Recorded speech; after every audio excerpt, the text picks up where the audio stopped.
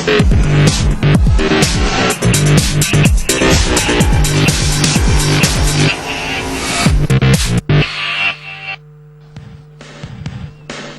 and welcome to Estoril, Portugal, host for the start of the Estoril Portimão Marraquexe Rally, round 3 of the FIA World Cup for cross-country rallies, and this year with an exciting new format. 8 legs totalling almost 3,900 kilometres, 1,800 kilometres competitive stage, but most importantly of all, the event which was formerly known as the Trans-Iberico Rally now encompasses another continent, going back to Africa.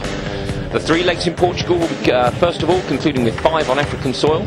From Nador, the convoy will head south, stopping in some classical bivouacs from the Dakar, El Rashida, Zagora and Marrakesh. It'll be like a mini old-style Dakar going from Europe into Africa. We'll be following every leg of the rally here on Eurosport with daily 30-minute highlight shows at 2400 Central European time if you're watching on Eurosport International, and if you're watching on British Eurosport, just keep an eye on the schedules, some slightly different timings. Leg 1 took place today, 540 kilometres from Estoril to Portimão, 2 special stages totalling around 175 kilometres. So a bit of bad news, unfortunately, before the rally started. Number 1 seed Cyril Desprez withdrawing due to injury.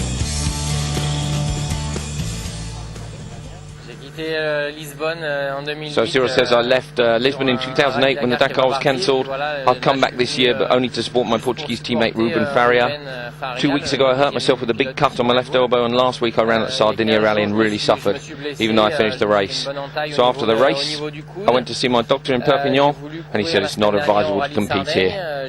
It's too risky. So it's a bit frustrating to be here, see all the competitors making their last adjustments for the race, as I know I will stay here as a spectator, but that's life. Donc voilà, c'est un peu compliqué là de voir tout le monde qui sait faire et puis toi tu restes là en tant que spectateur, mais bon. So withdrawal of Desprez, Ruben Faria will be the only rider for the Works KTM squad. The pressure is on for him to get a good result, and whilst he'll relish the opportunity to lead the team, he isn't mentally prepared for the team leader role, originally coming here as a water carrier for Desprez.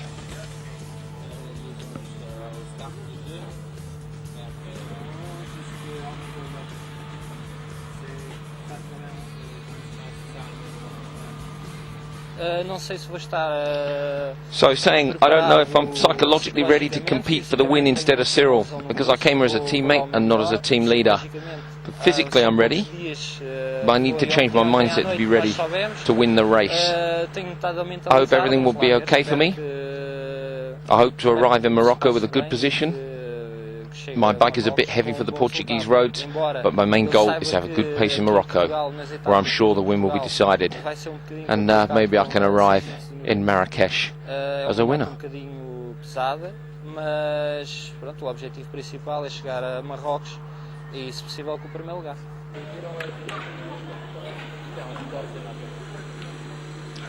Helder Rodriguez, leading Yamaha rider on the lighter 450 machine, 7 times a national enduro champion, and 4th on this year's Dakar.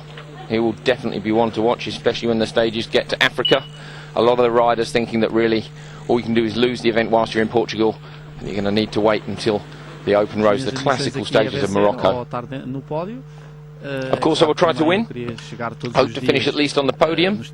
Because of that, my main goal is to arrive in the top 5 for each stage. On the other hand, I know I'm here to gain experience, and for me a race which starts in my own country before finishing in Morocco is a dream come true. Paulo Goncalves, BMW sponsored by Vodafone, had a big shunt on the Dakar this year, broke a collarbone and had to withdraw, now fully recovered. And whilst he has a lot of experience on the Portuguese soil to call on, he's looking forward to the Moroccan stages. He says, I don't particularly know these Portuguese stages, I don't know if I could perform on them, but in Europe there's more indication on the road, so I hope to have a good pace. But it's in Morocco that the race will be done, with no indications on the track, so you should use the road book more, and also you can run faster. I hope to be competitive there, and I hope to finish on the podium.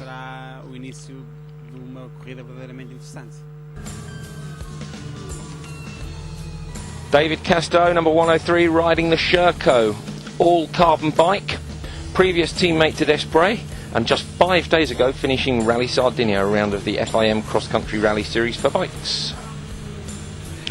Luis Correa, normally a motocross rider, current national champion in class in Portugal. Jose Manuel Pelica won the Africa race in 2009, which used to follow the original Dakar route. And Mario Petreo, 2009 Portuguese off-road champion. Just some of the local riders who will be hoping to make an impact on this event. Last minute preparations before scrutineering, getting ready for the race to start and ready to head on over the podium and into the first stages. 2 stages to be run on day 1, a super special of only 4 kilometres and then a much longer stage, 170 kilometres, and the bike's heading off this morning at 2 minutes past 6 AM, so a very, very early start and a long day for all the guys, but fun as well. Not too much pressure at this time in the day, heading out ready to get the event underway. Plenty of fans around.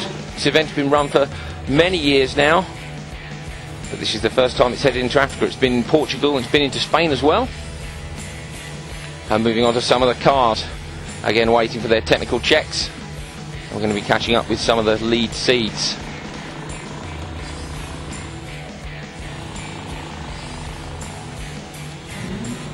So Linod Novitsky, leader of the World Cup standings, full spec Dakar BMW X3. It's a very interesting rally for us, like the Trans-Iberico rally was. And for the moment we're leader of the Cross Country Rally World Championship. And we hope to score maximum points on this race. We're ready to start, but we will see. We're sure it's a good idea to mix the Portuguese roads with the Moroccan tracks. So Felipe Campos, Portuguese driver in another full-spec BMW X-Raid machine. It's the first time that I go to Morocco. It's the first experience that I have to do. But for me, this race is two stages, Portugal and Morocco. In Portugal, I try to win. In Morocco, I try to learn. I hope to have a good classification, and that's all. Miguel Barbota in the Mitsubishi Lancer, a brand new car built for Baja races in Portugal. It's a brand new car made especially for the Baja, the small races we have in the Portuguese Championship. It's a real performance car. We've already done some races in Portugal. The car was designed to do the Baja, so it's very easy to drive but powerful. And for us, the Morocco stage will be a surprise. The car is not for that, but we will see. For us, the most important is to perform on the Portuguese stages, and after that, we'll see what we can do on the longest stages with the sand in Morocco.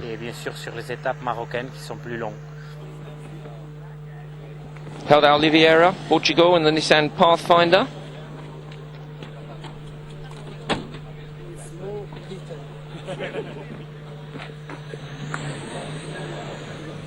I'm expecting a completely different race from last year. So last year we had Portugal and Spain, and now even the Portuguese track is very different because we go south. It's very different for going into Spain. And then Morocco, it will be completely different for the much of the drivers that are here. It will be the first experience in the sand, in the desert.